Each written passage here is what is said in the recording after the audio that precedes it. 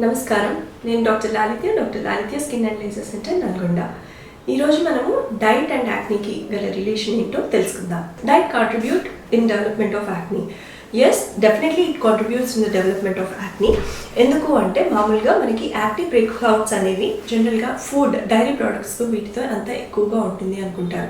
మామూలుగా మీరు తింటున్న ఫుడ్స్లో కూడా చాక్లెట్స్ కానీ, సోడా డ్రింక్స్ కానీ, ఇంకేమైనా డైరీ ప్రోడక్ట్స్ కానీ, ఇంకా ఫుడ్లో బాగా ఫ్రైడ్ గ్రీజీ ఫుడ్స్ కానీ తింటున్నప్పుడు మనకి పింపుల్స్ అనేవి ఎక్కువ అవుతున్నట్టు గమనించుకుంటూ ఉంటాం.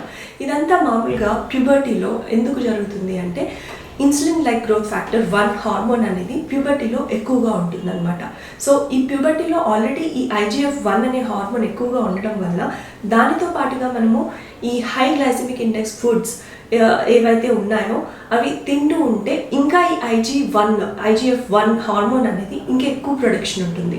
దానివల్ల మనకి ఈ సీబమ్ ప్రొడక్షన్ అనేది అంటే ఆయిల్ గ్లాండ్ యాక్టివిటీ అనేది ఇంకా ఎక్కువగా అవుతుంది. దానితో మనకి యాక్నీ బ్రేక్అవుట్స్ అనేవి ఎక్కువగా అవుతూ ఉంటాయి.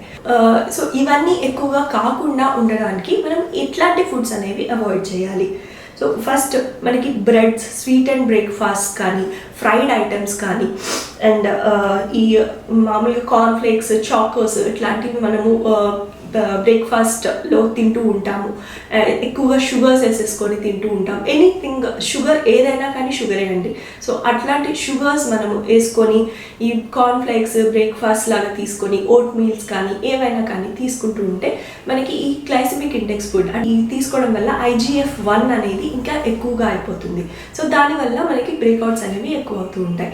అండ్ ఫ్రూట్స్ అండ్ వెజిటేబుల్స్లో కూడా మనం పొటాటోస్ కానీ, పైనాపిల్ అట్లాంటివి కొంచెం ఈ మ్యాంగోస్ ఇవన్నీ ఈ హై గ్లైసెమిక్ ఇండెక్స్ ఫుడ్స్ ఉన్నవి మనం అవాయిడ్ చేస్తే మంచిది. Thank you. Please like, share and follow for more health updates.